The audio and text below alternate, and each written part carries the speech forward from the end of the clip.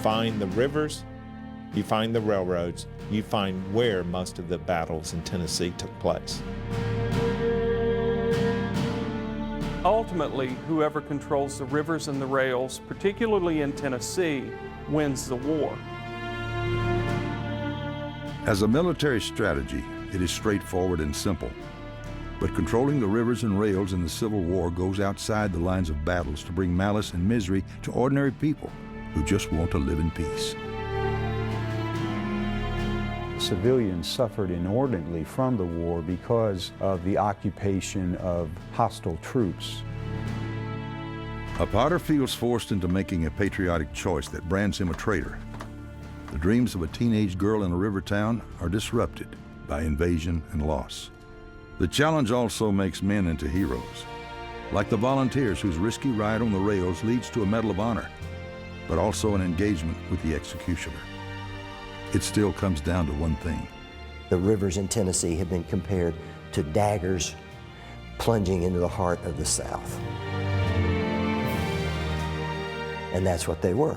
It was an open artery into the very existence of the Confederacy.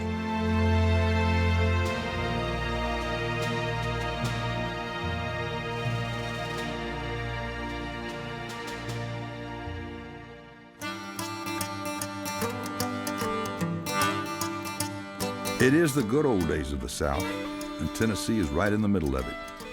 Three great rivers carve their way through the state as steamboats carry cotton, corn, cattle, iron, and copper up and down the river. Tennessee prospered as it never had before in the 10 years before the Civil War. Plantation owners need more workers to meet the growing demand for their products. The slave population was actually outgrowing the state white population at the time. And businessmen like Samuel Dole Morgan ride the wave of a booming economy. Morgan owns a dry goods store in downtown Nashville and runs 2 thriving cotton mills. He was so well liked by his peers in the community that they began to call him the Merchant Prince of Nashville. Morgan had been appointed by the legislature as president of a citizens committee in charge of building the new Tennessee state capitol. He had a vision for the state capitol to be this outstanding Greek revival monument, you know, on the hill, the highest point in Nashville. Now in the boom of the 1850s, Sam Morgan writes the charter for the very first successful railway system in the state. From the dock to the depot, Samuel Morgan and other merchants can now ship goods faster, further, and cheaper. Certainly, if Nashville is the center of this great railroad network that is starting to bind together the East and the West and the North and the South, anyone smart enough to take advantage of that and create wholesale businesses would profit immensely. And Sam Morgan was one of those. But nothing can be the same after the historic attack on Fort Sumter by the Confederate Army, April 12, 1861. Samuel Morgan's oldest son, St. Clair McIntosh Morgan, is believed by some to have fired the first shot. A younger son and namesake of his father, Sam Morgan, joins the Kentucky Cavalry to serve with his cousin, the soon-to-be legendary Brigadier General John Hunt Morgan. The Confederate hero will aggravate the Union Army by attacking the very railroads that helped to make his uncle successful. And Samuel Morgan himself starts a brand new business that once again relies on the rivers and rails. He manufactured percussion caps in South Nashville, which were used at the Battle of Manassas.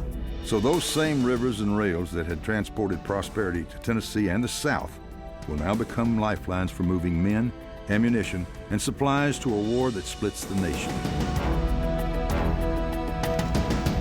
We don't think very much about it today because we can drop paratroopers anywhere in the world. But back then you had to transport 30, 40, 50,000 men per side. And you didn't do that by putting them on a trail and getting them to walk in a specific direction. You had to put them on rail cars, or you had to put them on boats, and you had to get them to the field. In the rocky region of East Tennessee, where cotton is not king, people like Christopher Alexander Hahn find other ways to make a living. He went by the initials CA or Alex. Most people called him Alex. He was probably, if not the finest potter that Tennessee ever produced, he was one of the finest. In 1861, Alex Hahn, a father of 5 children, works and lives in a community called Potterstown. which is occupied by the Confederate Army. Like most of his neighbors, he is a supporter of President Abraham Lincoln and the Union cause. They felt that the Union had been created by their forefathers and they didn't want to see it dissolved. William Carter, a former minister, comes up with an idea to burn railroad bridges across East Tennessee to slow the movement of Southern soldiers. General George Thomas helps arrange a rendezvous in Washington with the president himself. They had a meeting up there and Lincoln approved the plan and promised them that federal forces would invade as soon as the bridges were burned.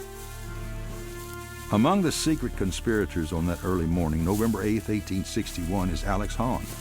He is joined by a neighbor, Jacob Harmon, and his two sons, Henry and Tom. A potter's assistant, 21-year-old Jacob Henshaw, and Henry Fry, a shoemaker, are also part of the plot.